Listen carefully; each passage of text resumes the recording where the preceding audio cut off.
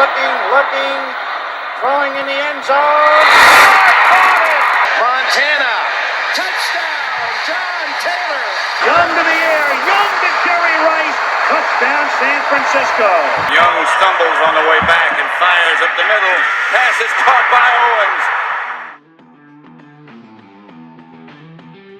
Hello and welcome to this episode of the 49ers Plus podcast. I'm your host, Al Moriello, and this is your source for the most objective 49ers discussion and analysis, plus timely and entertaining sports and pop culture topics. And today it is the post-draft edition where we're going to be breaking down every pick, rationale, talking about where each player fits on the roster, not only in 2024, but 2025 and beyond. We're also going to be grading the draft as a whole. I'm going to share undrafted rookie free agents, 8 so far that the 49ers have signed, and I will give some overall draft thoughts, including what Atlanta did, what Denver did, and the Chiefs. And I hate to say it, I really like what they did. But like always, it starts with the Niners. So let's get right into it.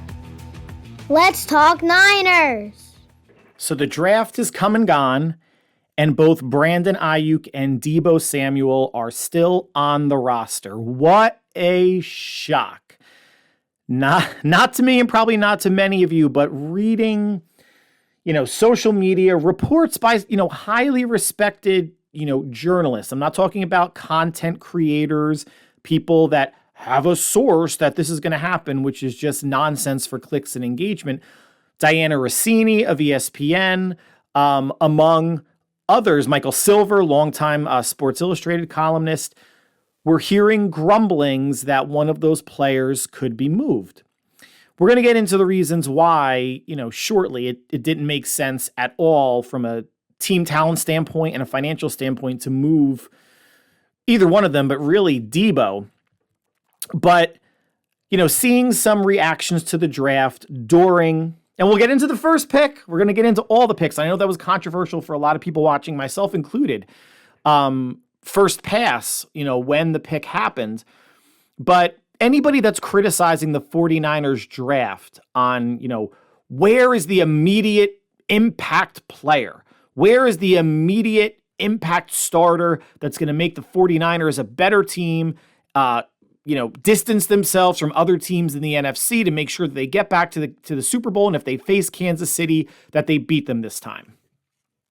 Okay, let me throw that question back to you guys in a bit of a different way.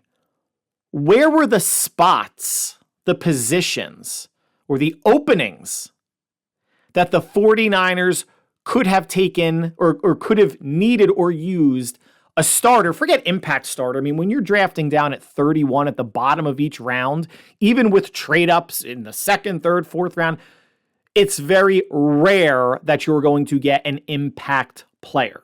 But what are the positions that could benefit from either competition or just a plug and play starter?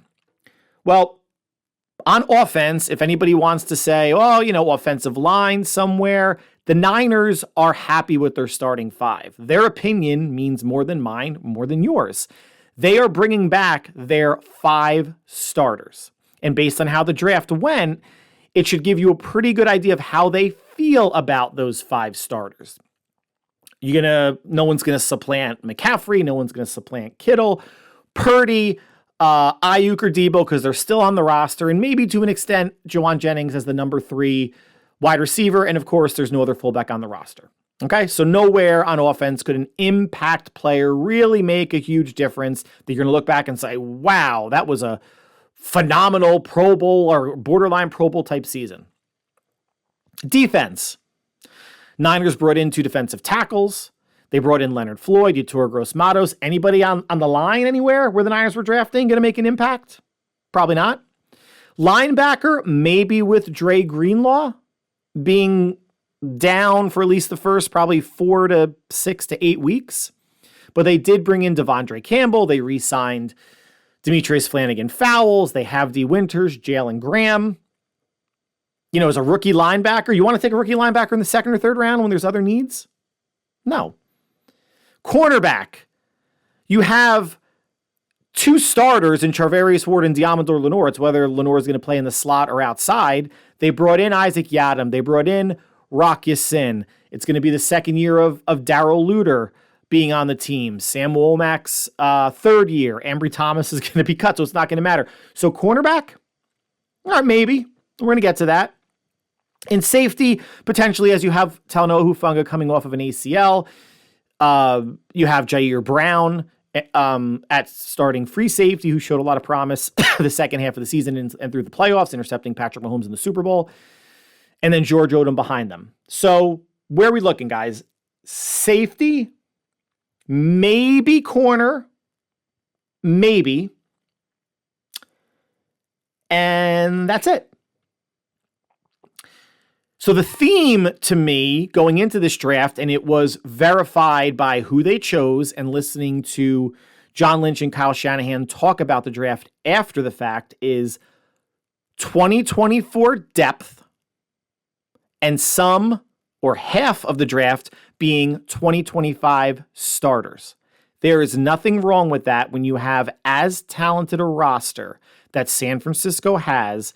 Top 3 going into the draft, top 3 coming out of the draft. Hard to crack the starting lineup.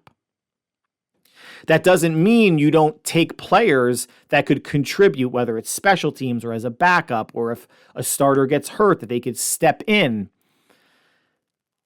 But you're not drafting anybody to supplant anyone. No, again, let's go back to the O-line. No matter how you feel about the O-line, your feelings, my feelings don't matter.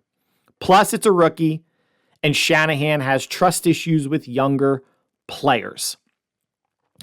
I mentioned in a previous podcast that the Niners went into the draft with 10 picks, so they would not make all 10. I said they would make 7 or 8 picks. They made 8. And the picks that they made, I mean, I really only had one, I don't even say an issue, but when we get there, thoughts about kind of what they did moving around the draft board. But 8 picks and then 8 undrafted rookie free agents. 8 picks feels right. And now let's get into it. Probably the most divisive pick on the board for San Francisco or in their draft class. Wide receiver Ricky Pearsall out of Florida, 6'1", 190, ran a 4.41 40. When the selection was made, I think it shocked a lot of people. Now, in my mock drafts, I always had San Francisco taking a wide receiver, but I thought maybe a 4th or 5th round wide receiver, maybe someone of a smaller stature, 5'10-ish, that could fill the Ray McLeod, number 4 second slot receiver role, punt returner, kick returner type of thing. I did not think that it would be someone of Ricky Pearsall's ability, size, and obviously draft status with number 31 overall. I honestly thought, in my mock drafts, I had them going either offensive tackle. I mentioned Jordan Morgan, who went earlier to the Packers, and Kingsley Sumataya, who went in the second round to the Chiefs. We're going to get into that in a second. Or a corner, if a corner was there. But they went receiver, and the second that this pick was made, it incited, who are they going to trade? They got to trade somebody. They can't keep everybody. No, guys. But I'm going to get to that in a second. I honestly thought it was going to be offensive tackle. And the only tackle left on the board, even though I was a fan of Kingsley Sumatai out of BYU, fell to the bottom of the second round, and the Niners weren't that interested in him. Tyler Guyton, offensive tackle of Oklahoma, was still on the board late in the first round, but he went to Dallas 2 picks earlier. If Tyler Guyton is there at 31, do the 49ers shift their focus? I don't know. The Niners, Kyle Shanahan came out and said he likes their tackles. Obviously, Trent Williams, even though 36 years old, is all-world. They gave Colton McKivitz a $7 million extension a few months ago. So again, no matter how you or I feel about him, it doesn't matter. It's how the coaching staff feels about him. And Kyle really likes swing tackle Jalen Moore. So if you bring in, Tyler Guyton as your first round pick, is he competing with Colton McKivitz? Maybe he is. I always said if a tackle gets drafted in the first round, could that kick Colton McKivitz into guard? Although they did bring John Feliciano back at right guard. So they're cool with running back Trent Williams, Aaron Banks, Jake Brendel, John Feliciano, and Colton McKivitz. So no offensive tackle picked. Let's get back to the inciting a pseudo riot on 49er social media, especially Twitter, about what's the future of Brandon Ayuk and Deebo Samuel. Everybody after the pick's made, well, one of them's going to get traded. First of all, Brandon Ayuk would never get traded for a day 2 pick, a second or third round pick. Even a second round pick and a player, the Niners would have wanted a first round pick in this draft to replace Brandon Ayuk. And if you want to say, well, they got Ricky Pearsall, so why don't they take a second or third round? It's still value. They value Brandon Ayuk in a way that the Titans probably valued A.J. Brown when they traded him. That was a first-round pick and a mid-round pick. If Ayuk thinks he's worth as much as A.J. Brown, then the 49ers should think that he's worth as much as A.J. Brown in terms of trade compensation, right? That works both ways. Ayuk is going to get extended. And when the Niners made this pick, Ayuk texted general manager John Lynch, and I think the text was something like, not going to lie, that pick was fire. Ayuk played with Ricky Pearsall at Arizona State. That's where Ricky Pearsall started before going to Florida. Ayuk's going to get extended. He just has to be patient. TJ Hughes-Manzada, former Cincinnati Bengal receiver, came out, and I think he trains Brandon Ayuk. And he said he's come out and said, I've talked to Brandon Ayuk multiple times. He doesn't want to leave San Francisco. He just wants to work something out. Now, if I'm Ayuk's agent, I go to TJ and say, dude, what are you doing? You're losing leverage for us. Like, why are you coming out and saying that? And there really is no benefit to coming out and saying that. If it's true, there's no benefit. If it's bullshit, there's no benefit. I think TJ should know better since, he's been in contract situations, throughout his playing career. But here's why Deebo was never going to get traded, guys. And a lot of people don't want to do the work. There are a lot of informed 49er fans on Twitter, but there are just as many hotheads that just, think everything is Madden with the salary cap turned off and you could trade whoever you want for garbage and the trades will go through.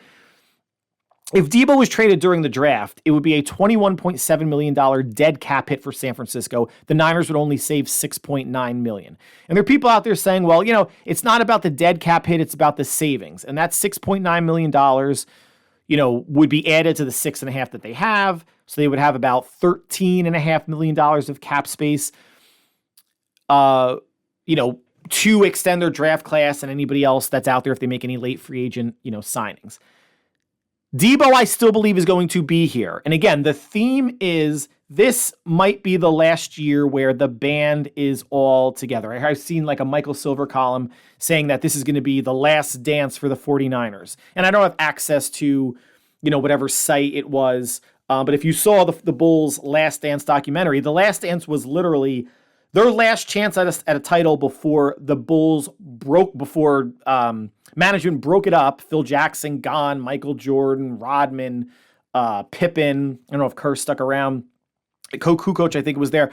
But the Bulls became irrelevant for decades after that until they drafted Derrick Rose. And we could still argue that the Bulls are still irrelevant. I think they made, one conference finals or a second round thing with Derrick Rose before he tore his ACL and that kind of derailed his career. I don't agree this is the last dance. This is probably the 49ers' best chance of winning a title maybe in the next 3 or 4 years because of the money you have to assign to Brock. But that doesn't mean after this season, everybody's going to be gone like on the Bulls. Now the Bulls, it's different. When you lose a Jordan, a Pippen, a Rodman, whoever else got expunged from that team, you're not going to be any good. But the Niners, and I truly believe, are going to lose Talanoa Hufanga.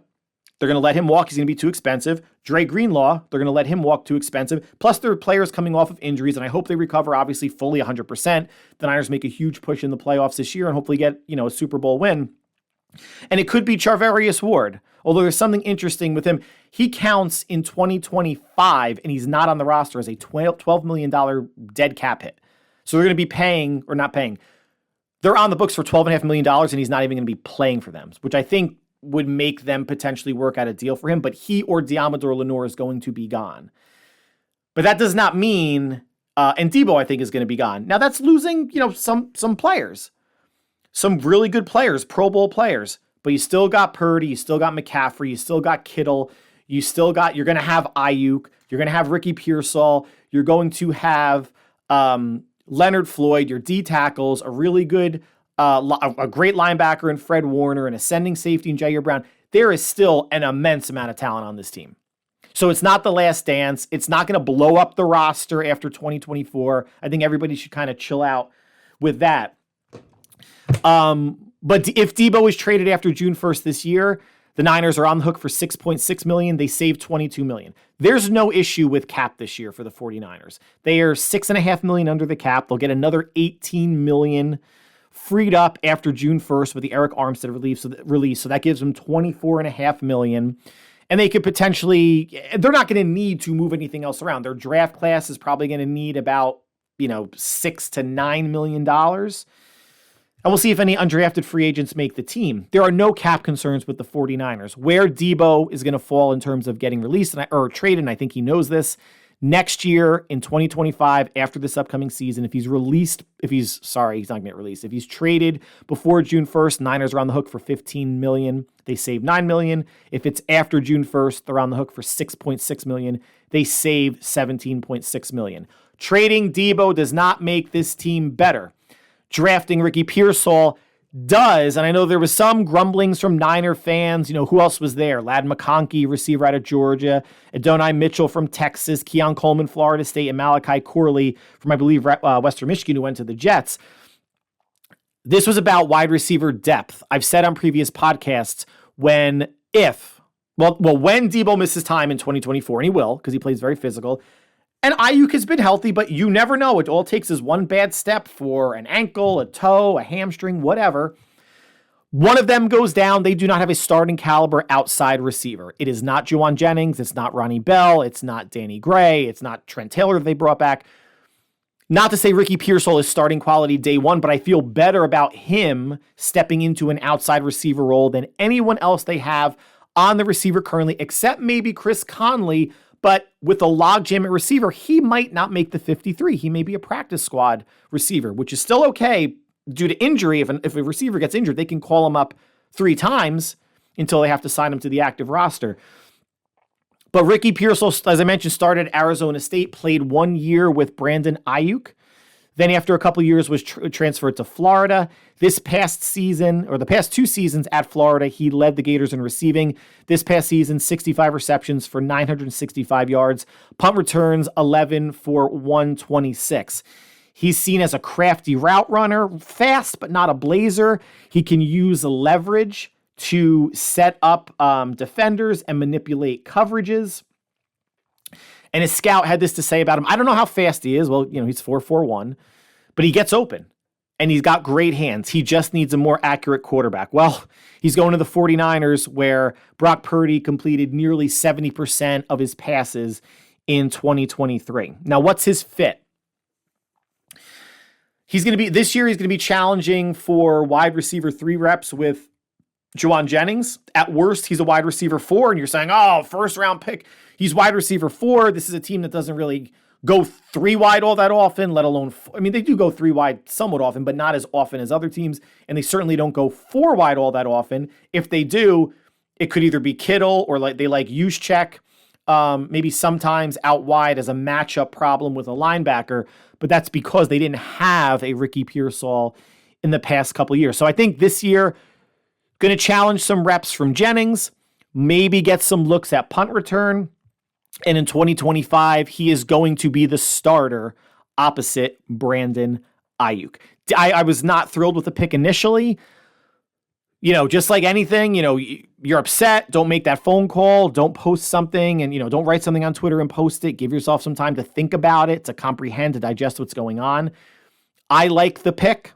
What they did when I went back to my own, inner workings of not thrilled with the depth behind Ayuk and Debo, this supplements that. This solves that for me this year. So it's a good 2024 pick and a 2025 starter. Now, the second round, Niners went cornerback Renardo Green out of Florida State, 6 feet, 186, 4.49, 40-yard dash, 25 starts at corner, 7 starts at safety this past year, 43 tackles, 13 pass breakups, 2.5 tackles for loss, a half of a sack, and 1 interception. Led the Seminoles in pass breakups.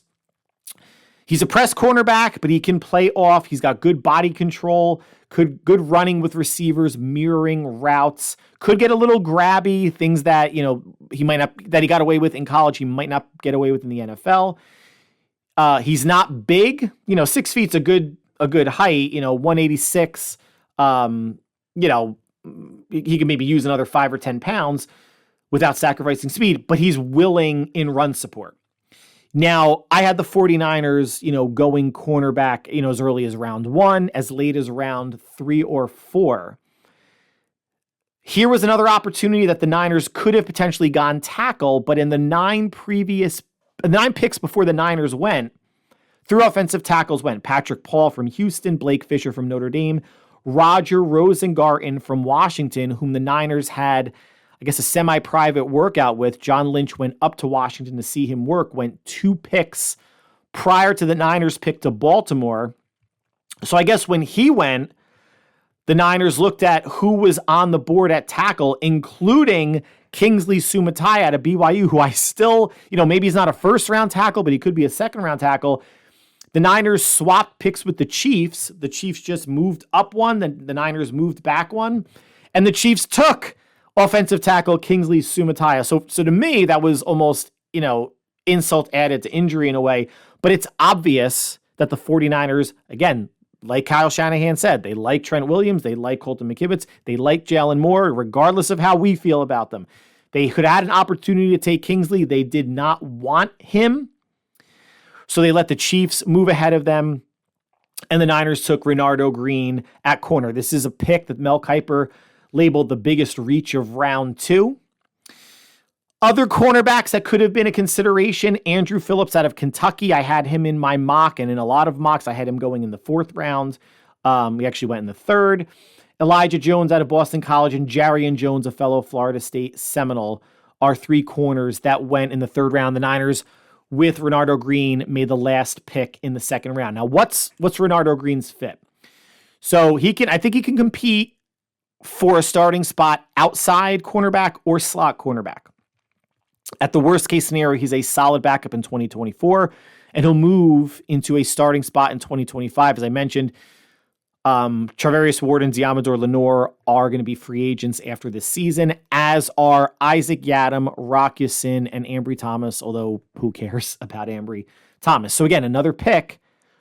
Good depth for 2024 at the worst. Could challenge for a starting spot, but will be a starter next year.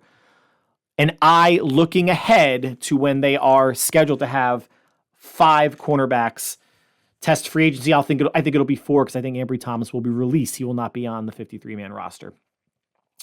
3rd round, Niners do go offensive line. Dominic Puny, a tackle/guard out of Kansas, 6'5", 313, was at Central Missouri for 4 years, then Kansas for 2 years. In 2022, Puny played left guard for Kansas for 13 games.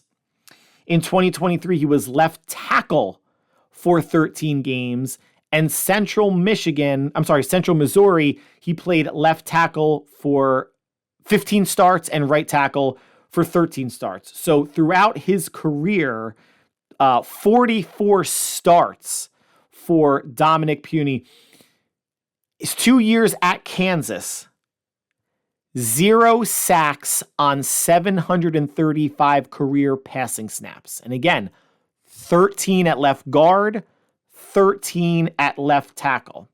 Impressive.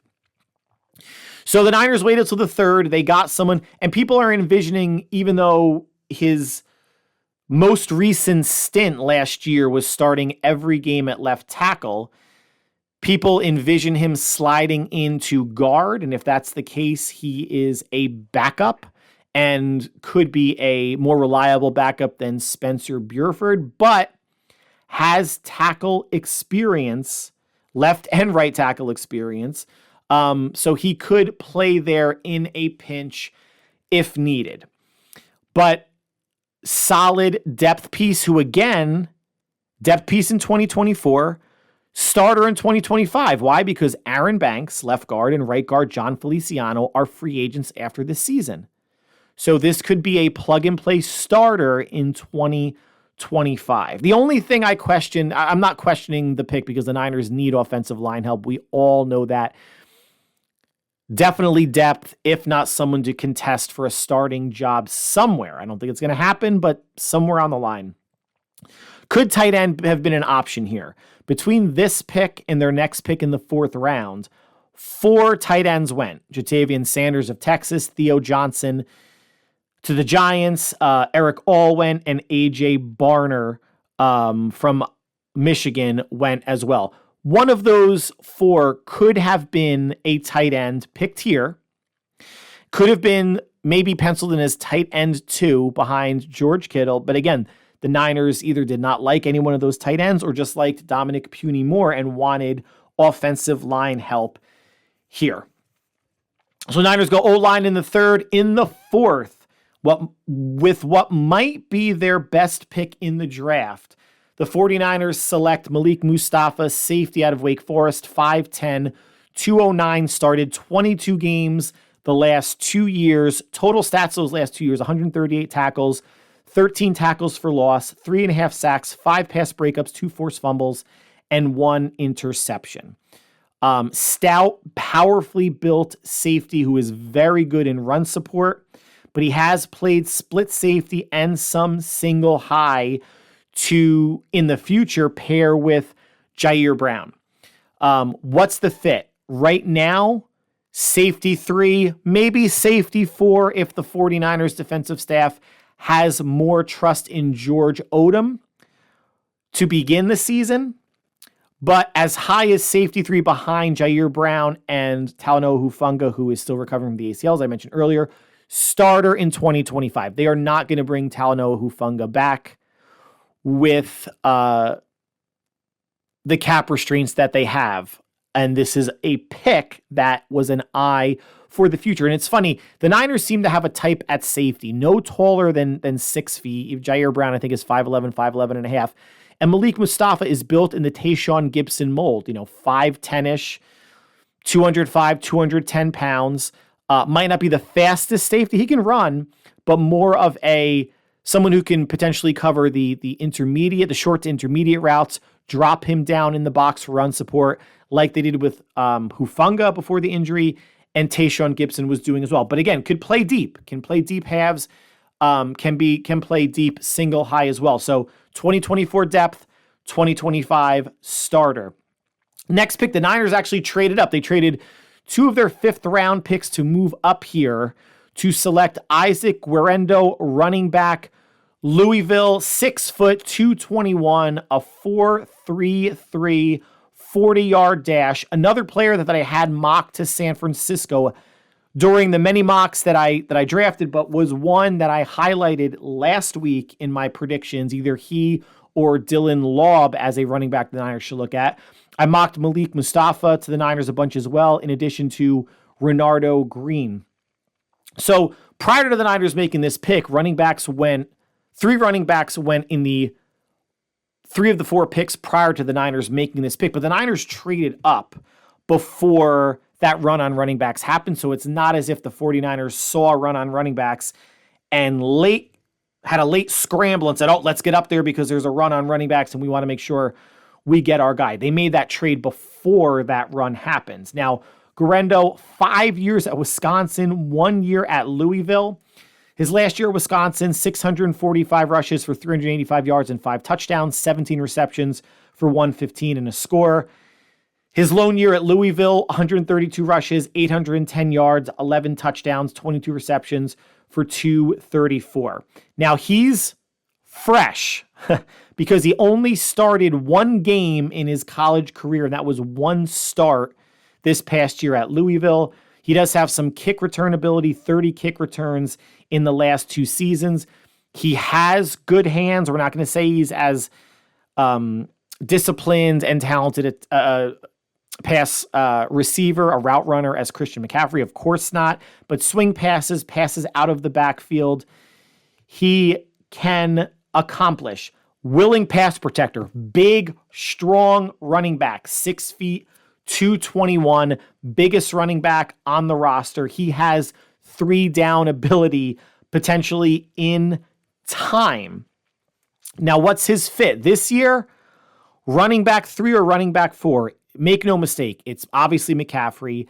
Kyle really likes Elijah Mitchell, even though Mitchell does have some injury concerns. Jordan Mason as running back 3 has special teams value. So Guerendo will be battling with Jordan Mason for running back 3, and he'll really see time on the game day rosters if he shows special teams value. So kick returns, not sure he's a punt returner, but either, as a gunner, as a protector for punt returns, someone running down on kick coverage, that will be his path to the field. So no one should complain, oh, well, you draft a running back in the 4th round and he's not even seeing the field on game days. He's got to earn it. He is not one of the top 2 running backs right now or to start the season. Unless somebody gets hurt, it's going to be McCaffrey and Mitchell. So he's going to need to beat out Mason and show just as much value and more talent running the ball than what Mason has shown for him to be an active on game days, because I don't think they're going to keep 4 running backs active. So his fits, running back 3 or running back 4. In 2025, he will be running back 2. The Niners are not going to re-sign Eli Mitchell unless he comes back on a super cheap deal. I don't think they see Jordan Mason as someone with running back 2 value. So I think Mason is always going to be a running back 3.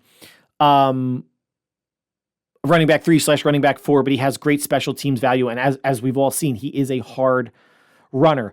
Jordan Mason is a free agent after this year, but he's an exclusive rights free agent, which means as long as the 49ers tender him an offer, he can't go anywhere else. And I imagine the Niners doing that unless there's a severe drop-off in Jordan Mason's play, which I just don't envision.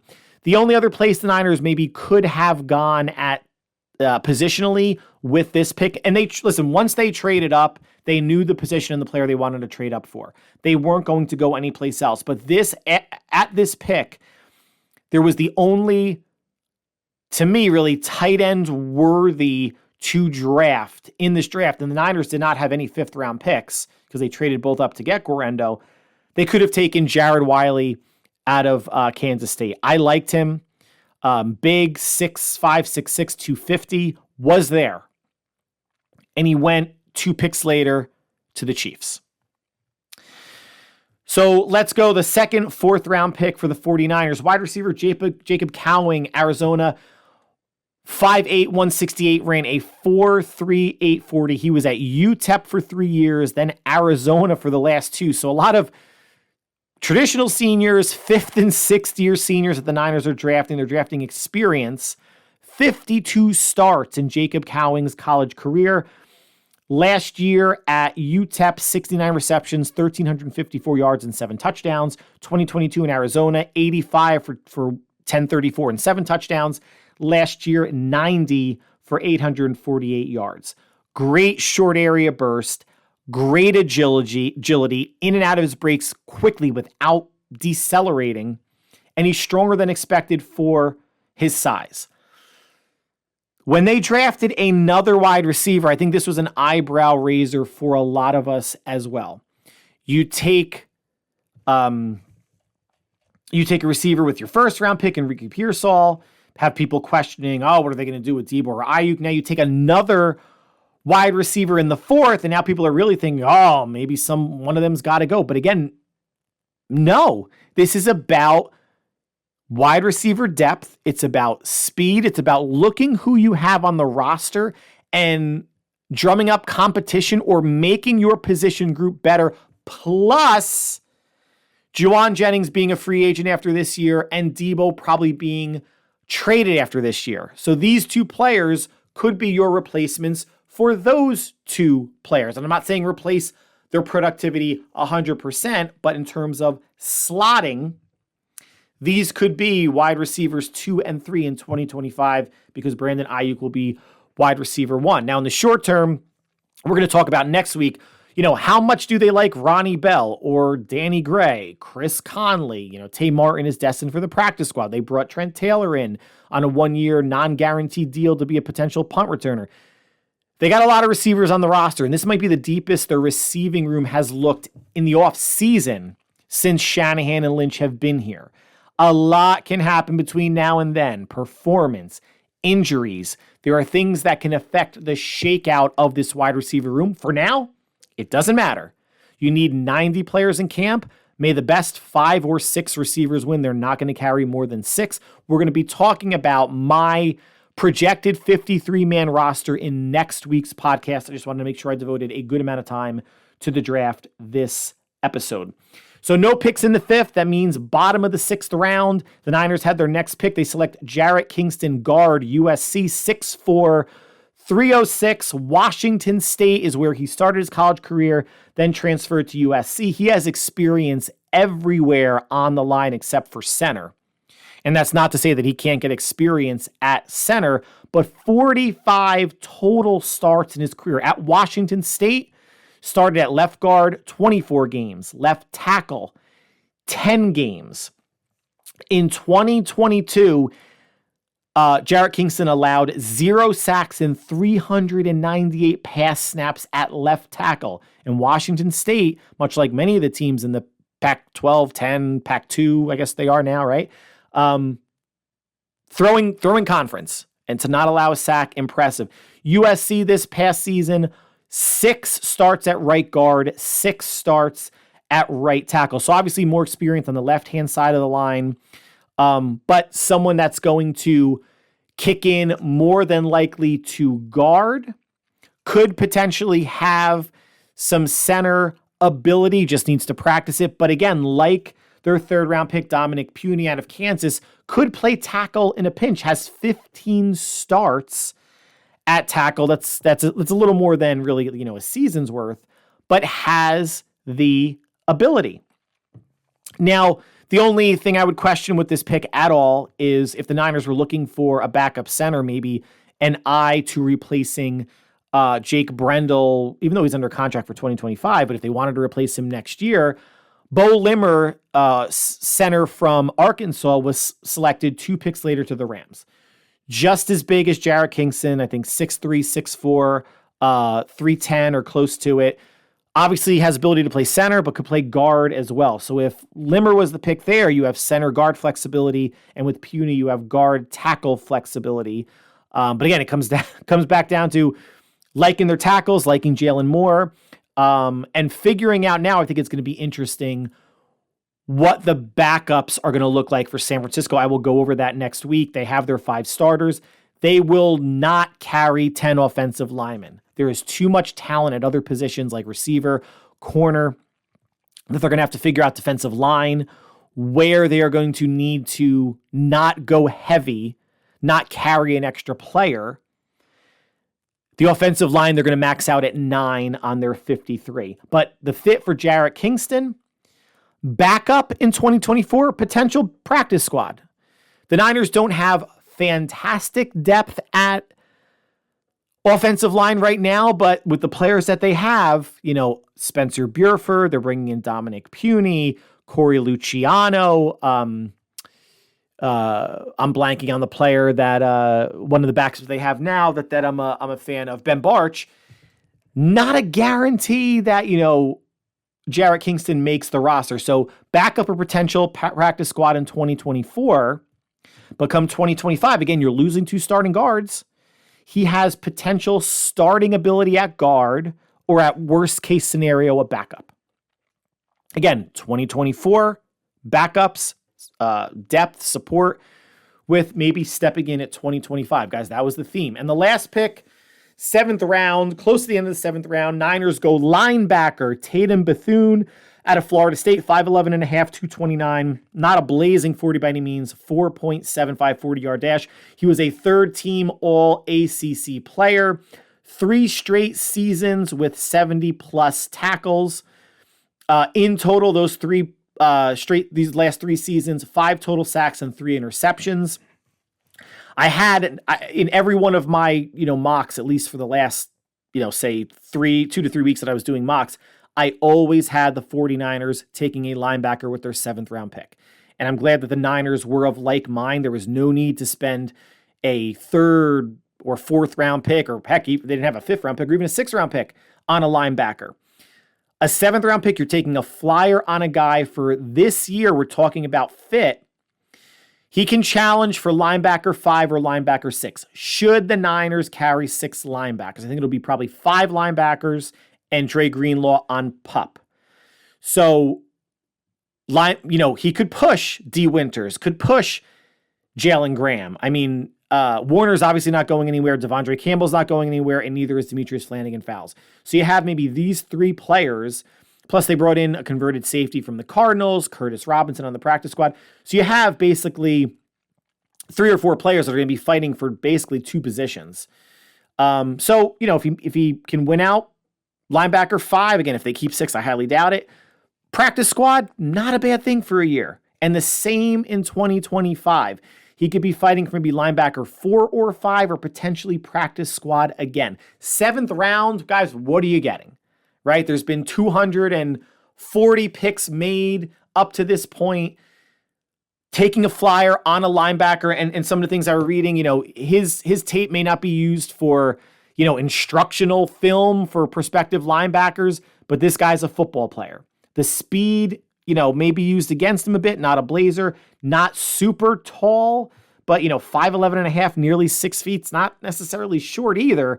So a good 7th round flyer, and I approve of the positional pick. And at this point, whatever linebackers were still on the board, maybe a Curtis Jacobs from Penn State, we're splitting hairs. It's a 7th round linebacker that has an uphill battle making the team. Again, you never know, who gets injured, something just doesn't work out, or if this guy has a tremendous camp and bumps somebody off, fantastic.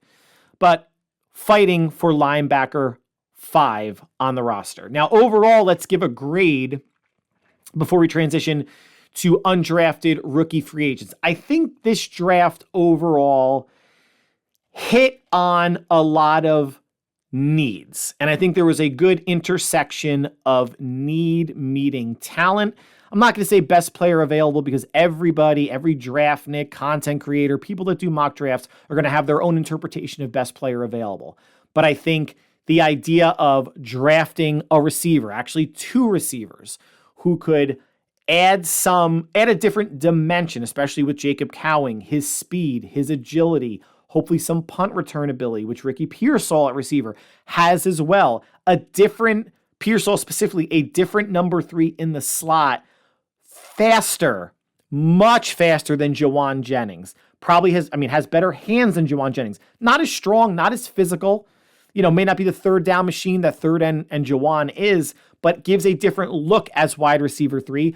And Jacob Cowing may be giving a similar look as wide receiver 4 that Ray McLeod did last year, but a little bit more speed, a little bit more lateral, quickness. Has to work on the hands a little bit, but could fill the role that Ray had, which is why I was always convinced that at some point in this draft, the Niners would take a smaller receiver just to add that Ray element that admittedly they didn't use all that much on offense, but the fact that it's there. Cornerback might not be an immediate need for 2025 with who they brought in, bringing in 3 free agents, but having so many people on the last year of their deal and someone with starter ability, whether it's this year or next year, that was a great now and future pick. So were there 2 linemen between Puny and Kingston. Puny obviously having the much better chance. I mean, not even a chance. He will stick on the roster. Malik Mustafa at safety, an absolute need. There were only 3 safeties on the roster that were worthy of the 53-man roster. Now there is a 4th and a potential replacement for Talanoa Hufanga next year. And Isaac Guerrero at running back, may have difficulty seeing the field his rookie year. That does not mean he's a bust. Not at all. And Kyle Shanahan likes his speed, likes the fact that he can run, but he's a thumper. He's going to move the pile forward. Still a good one-cut runner, can run outside zone, faster gear than McCaffrey or Mitchell and certainly Jordan Mason, but he has to show pass blocking to come in as I don't want to say a 3rd down back, but as a running back 3, and special teams value as well, whether kick return or punt and kick return units. So he may not see the field a whole lot in 2024, but has a really good chance of being running back 2 in 2025 when Eli Mitchell leaves, I believe, in free agency. So overall, I'm going to grade this draft. And again, giving grades is just so stupid because we haven't seen anybody play. A B or B minus.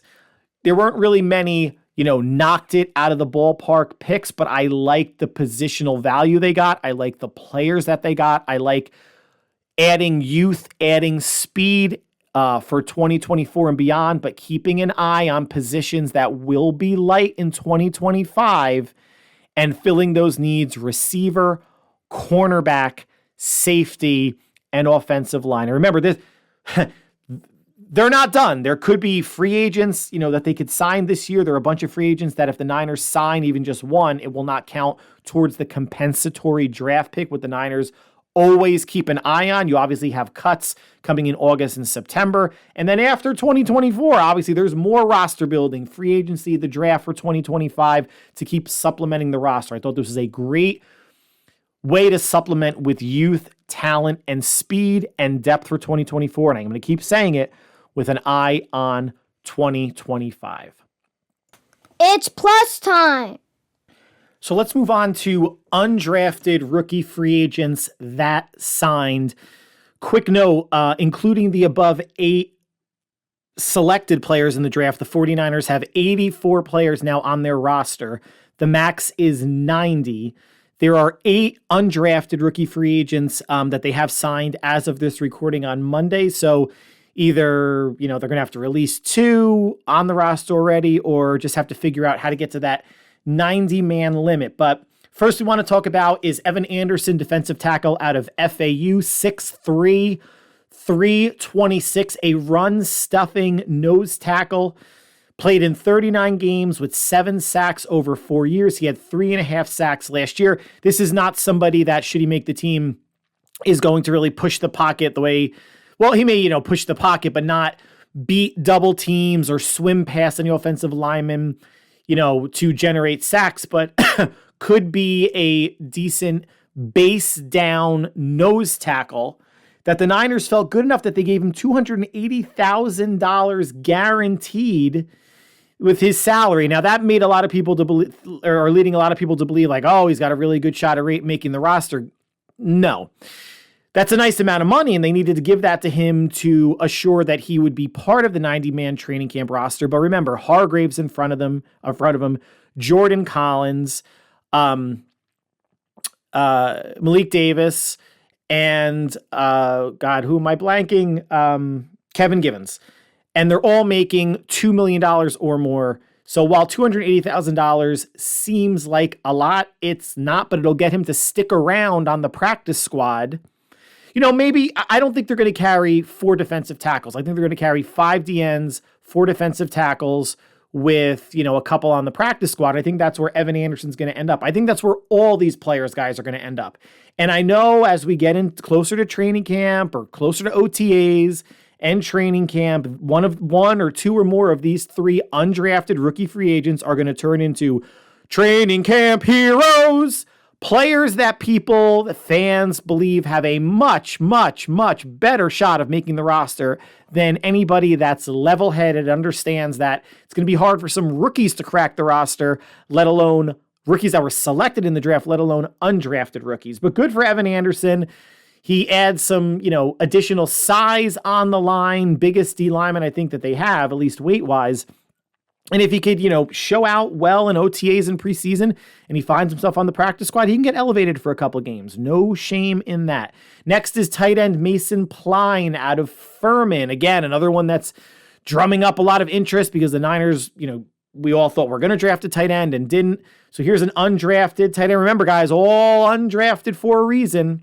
6'6", 254 from Furman, a former basketball player. Needs to get stronger. He is not very fast, not a great route runner, still new to the position. Blocking is going to be a chore for him. One of the evaluation reports I read, it stated that he runs like he's wearing a weight vest. Not great. Developmental prospect? Sure. Someone that could stick around on the practice squad? Sure. Anything more than that? Not this year. Maybe one of the most interesting ones, Cody Schrader, running back, Missouri, 5'8.5", 202 pounds, ran a pedestrian 4.61 40. He walked on to Missouri in 2002 and led the Tigers in rushing, 740 yards, 9 touchdowns, 19 receptions for 137. This past year, he was a finalist for the top running back in the nation. He was a first-team AP All-American and first All-SEC team. An impressive 1,627 rushing yards and 14 touchdowns, 22 receptions for 191 receiving yards. Listen, he is a self-made player, right? Walk on, didn't start when he walked on in 2022, but led the team in rushing, started and had a highly decorated senior year at Missouri. Is he a better running back than Isaac Guerrero? No. Could he potentially push Jordan Mason for maybe the 4th running back spot? Maybe. He had, Schrader had a really nice career at Missouri, but, thinking back, so he won the Doak Walker Award for the top running back of the nation.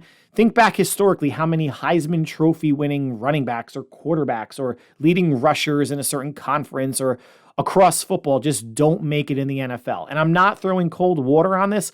I'm just more of a realist in terms of where these undrafted rookie free agents are going to land.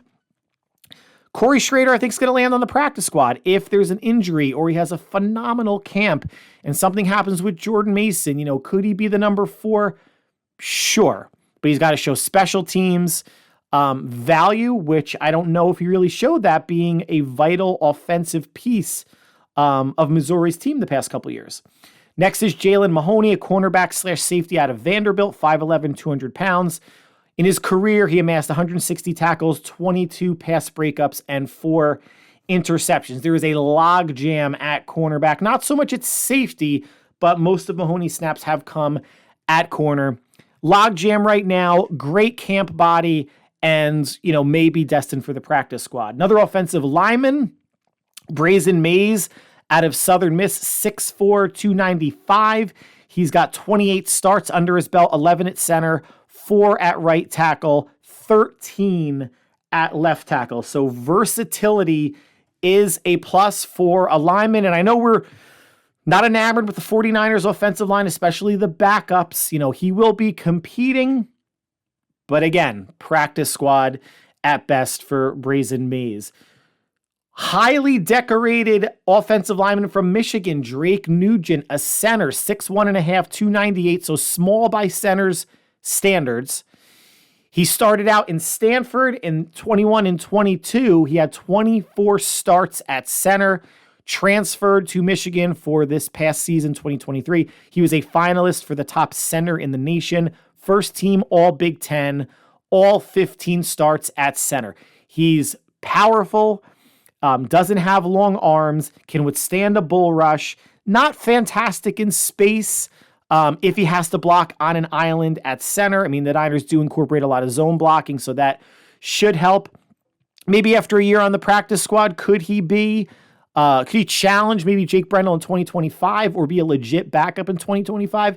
Absolutely. Again, looking at the whole free agent O-line situation, starting with Jalen Moore at swing tackle, John Feliciano, Aaron Banks, Spencer Burford might be on his way out. Ben Barch is only a 1-year deal as a backup guard. There are going to be some openings between now and then, but between now and then, there's going to be 2025 free agency, 2025 draft. But center is an area or a position where the Niners could look to upgrade from Jake Brendel. It's just not going to happen this year, guys. And Drake Nugent will probably not be on the active roster. Tanner Mordecai, not going to be on the active roster. He's a quarterback from Wisconsin, 6'2", 218. Started out at SMU 2021 and 2022. Some good seasons. 2021, 3,623 passing yards, 39 touchdowns, and 12 interceptions. 2023, 3,524 passing yards, 33 touchdowns, and 10 picks. Transferred to Wisconsin. Got injured, but before that, 2,066 yards, 9 touchdowns, 4 interceptions. Adds some mobility, has some pretty good accuracy and decent arm strength. The past 3 seasons, he has completed at least 65% of his passes. He is the 4th quarterback on the team, a camp body and arm at this point. But again, subject to injury and God knows what else can happen. Probably slated for the practice squad if they even keep a quarterback on the practice squad. And last but not least, everyone was waiting for someone associated with a former 49er player, a legacy player, to get drafted. It wasn't Brendan Rice. It wasn't Luke McCaffrey. Frank Gore Jr. went undrafted, went to the Bills. But Terrell Owens' son, Tariq Owens, wide receiver out of Missouri State, 6'3", 190. Somewhat new to the position. Started playing late in his high school career. This past year at Missouri State, 28 receptions, 528 yards, and 4 touchdowns. That's a whopping 18.9 yard per catch average. In his collegiate career, 46 receptions, 765 yards, and 4 touchdowns. A really good opportunity. He was at the local pro day, showcased his skills there. The Niners signed him. I think it helps them to have a young receiver or two on the practice squad. And even John Lynch wound up saying, he played against Terrell Owens, and during the local pro day, seeing Tariq Owens run at him, he said, there's something familiar about that run, that gait, how he was coming out of breaks, how that transfers genetically from father to son. So really happy for Tariq Owens and Terrell Owens, obviously seeing his son continue his NFL dream. And in San Francisco, the only thing about this that's surprising is Terrell Owens not having the greatest historic reputation with San Francisco. It's not like, how close Jerry Rice is with the 49ers and Frank Gore being employed by them now. So, you wonder, do you want the Terrell Owens headache around the team as a practice squad player if he's going to lobby, Tariq Owens getting any playing time? As long as he gets some playing time in preseason, gets more reps under his belt, and works on his craft should he make the practice squad, I think that'll be a good stepping stone for him. But excited for the undrafted rookie free agents and the drafted rookie free agents, and excited to see what happens in OTAs, which I guarantee a lot of people, or basically everybody covering the Niners, whether professionally or not, social media are going to take way, way, way, way too much out of OTAs. I know it's something to talk about. I know it's something to get interested in, but let's live in the real, guys. Let's live in the real world, not expecting the world out of these very young players, especially the undrafted rookie free agent, OTA, and training camp heroes. Everybody chill. Practice squad at best. So there's no plus content this week, but I do want to talk about the NFL draft, and I'm just going to leave it in the 49ers section. Just want to touch upon 3 teams that had noteworthy picks or drafts that were worth discussing. So, and a lot has been said already about the Atlanta Falcons taking Michael Penix Jr. at number 8. Obviously, a month and a half ago, they signed Kirk Cousins to a 4-year, $180 million deal. $100 million of that is guaranteed. Coming off of Achilles surgery, he was dancing at the NFL honors in February, so now he's 2 months more removed from that. We'll see if he's able to throw at OTAs at all, but I'm sure he'll be ready sometime in training camp. But so there's a couple sides to this, right? Why would you draft Michael Penix? This is a team that needs defense. They could have had the best pass rusher available, et cetera, et cetera. What are they doing? So let's take it from the standpoint of the people that are kind of poo-pooing on this pick. And I'm not a huge fan of it as well. But let's come back and say, guys, we all realize or remember that the NFL draft consists of more than one round. So if you don't get a D-end or a defensive player in round 1, you have generally 6 more picks to fill defensive needs. And the Falcons did just that. Their 2nd round pick, they took a D tackle. Their 3rd round pick, they basically took the best pass rusher on the board, an outside linebacker who's probably going to play D-end for him. In the 4th round, they took a D tackle / D-end, Brandon Dorlus out of Oregon, very highly rated, highly regarded. 5th round pick, a linebacker. Then they get to offense. In the 6th, the running back, 6th, the wide receiver, and their last pick was a defensive tackle. The draft is more than just the first round. Yes, generally you find more impact players in round 1 than anywhere else, but everywhere else in the draft is where you are filling out your roster. So the outcry of, well, the Falcons are saying they're trying to win now, but why didn't they devote a 1st round pick? People weren't even saying 1st round pick. Why did they devote such an early pick to quarterback when that wasn't a need? Well, the Falcons are taking a little bit out of the Niners playbook, right? We just went over the Niners draft. It was keeping an eye on 2024, which was basically everybody else in the draft, which would help in 2024, 2025, 2026 if they stick. But then long term, you have Michael Penix. Now, I'm not one of the people that think, well, because Kirk Cousins is coming off of an Achilles, they drafted Michael Penix as insurance. No. If Kirk Cousins isn't ready to start, Michael Penix is not starting. He's not even coming in week 4 or 5 if Kirk Cousins gets injured. They have Taylor Heineke on the roster as a backup. Penix is quarterback 3. If you actually want to redshirt Penix the way that the Jets wanted to redshirt Zach Wilson, you don't make a rookie quarterback the backup to your starter. That was one of the major issues I had with San Francisco. Not that they drafted Trey Lance, but they had Trey Lance as Jimmy's backup. So when Jimmy inevitably missed time, Trey Lance had to come in, and he was wildly not ready. Running the ball 10, 12, 15 times for those couple games that he came in because he wasn't ready to throw. Now, Michael Penix should be farther along than Trey Lance because Trey Lance essentially played at a D2 school at North Dakota State. But Penix is not your backup. I just want to make that clear to everybody. And I highly doubt he's going to outperform Taylor Heineke. If the Falcons are playing well and they're in the mix to win the NFC South or get a wild card late in the season and Kirk Cousins goes down, who do you want in there, guys? Taylor Heineke or Michael Penix? Anybody saying Michael Penix is just thinking that rookies are more than they are, especially quarterbacks, right? That's the biggest learning curve position going from college to the pros. So, that's the one side of it. The other side, though, is I think the Falcons knew all along Penix was going to be there. Or Bo Nix, or maybe even J.J. McCarthy, right? Caleb Williams, Drake May, Jaden Daniels, they were going to be the top 3. Now, then the question was someone going to trade up for J.J. McCarthy at 4 or 5? But there was a really good chance. I mean, there were people, that Michael Penix might fall to mid or the bottom third of the first round. The Falcons had to have known going into the draft that Penix was going to be there at 8. And if that's the case, that they were going to take him the whole time, then you can make the argument 4.5 or 5.5 weeks ago, then why did you sign Kirk Cousins? The answer is because you're not going to start Taylor Heineke. He's a journeyman good backup. He's not a starter. A healthy Kirk Cousins easily makes them the favorite in the NFC South. And if he stays healthy, they have weapons. They had a top 12 defense overall last year, not a great pass rushing defense. Hopefully they supplemented some of that in the draft. Kirk Cousins makes them a bona fide playoff contender.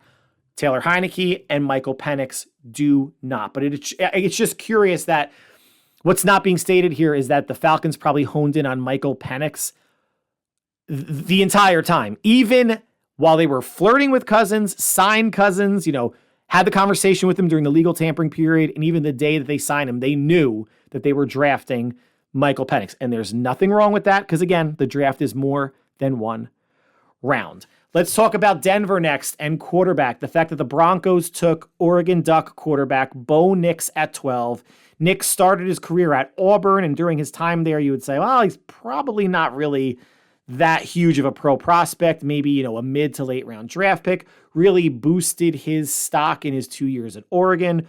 Playing at Oregon can do that for a lot of quarterbacks. Not to say that Bo Nix doesn't have the talent, but it was probably one of the draft's worst kept secret that the Broncos and Sean Payton liked Bo Nix. We just didn't know that they liked him enough that they were going to draft him at 12.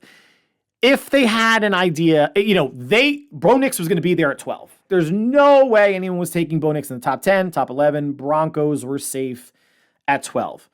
If you knew that, and a couple weeks ago, you had Jarrett Stidham and Ben DiNucci on your roster, why the hell do you trade for Zach Wilson? Even though it was a pick swap, why the hell are you taking $2.5 million of guaranteed salary? Now, they split it with the Jets, so they were supposed to take about $5 million. They took $2.5 million on. $5 million is way too much for Zach Wilson for 1 year.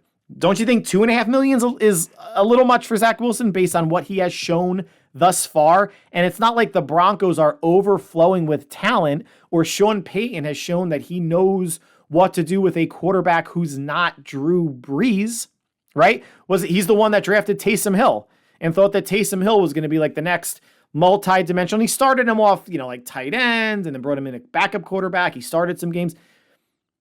Sean Payton is a great offensive mind, but quarterbacking, when you fall into Drew Brees or when you sign him as a free agent, maybe he makes you a little bit better as a play caller and an offensive genius than you actually are. Adam Gase, anybody?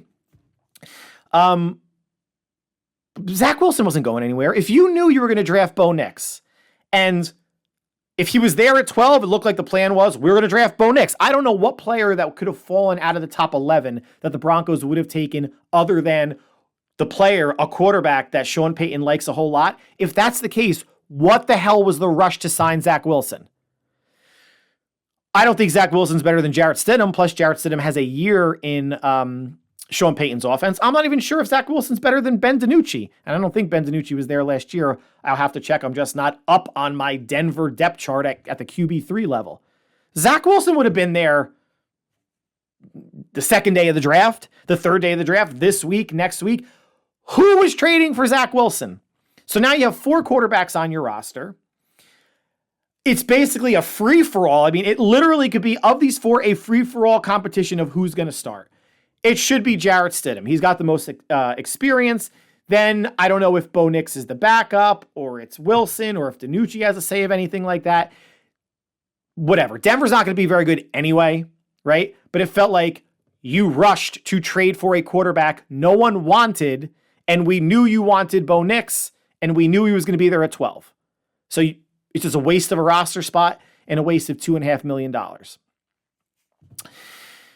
Lastly, and I hate to say this, I really like the Chiefs draft. I really, really like what the Chiefs did. Now, with their first round pick, and they picked behind San Francisco, the Niners took receiver at 31, wind up taking Ricky Pearsall, and the Chiefs followed up with Xavier Worthy, fastest player in the draft, small. He could be a Tyreek Hill, maybe speed-wise, but Tyreek Hill's got about 20, 25 pounds on him. But Xavier Worthy and Hollywood Brown, who they signed in free agency, are going to add an agility, speed, short area burst element that they haven't had since Tyreek Hill. After the Xavier Worthy pick, the Chiefs then took 4 straight players that I mocked to San Francisco in my final mock draft. Their second round pick, in which they leapfrogged San Francisco, they just did a pick swap with them. Offensive tackle Kingsley Sumatai out of BYU. Now the Niners were there. They could have drafted him. They decided not to. They wanted to step back, and that's when they took cornerback Renardo Green in the second round. Okay, so Sumatai, I had them going to San Francisco. If Jordan Morgan wasn't there at offensive tackle, he wasn't. Bottom of the second round, they still didn't want Sumatai. Fine. In the fourth round, Niners had a shot at Jared Wiley, tight end out of Kansas State.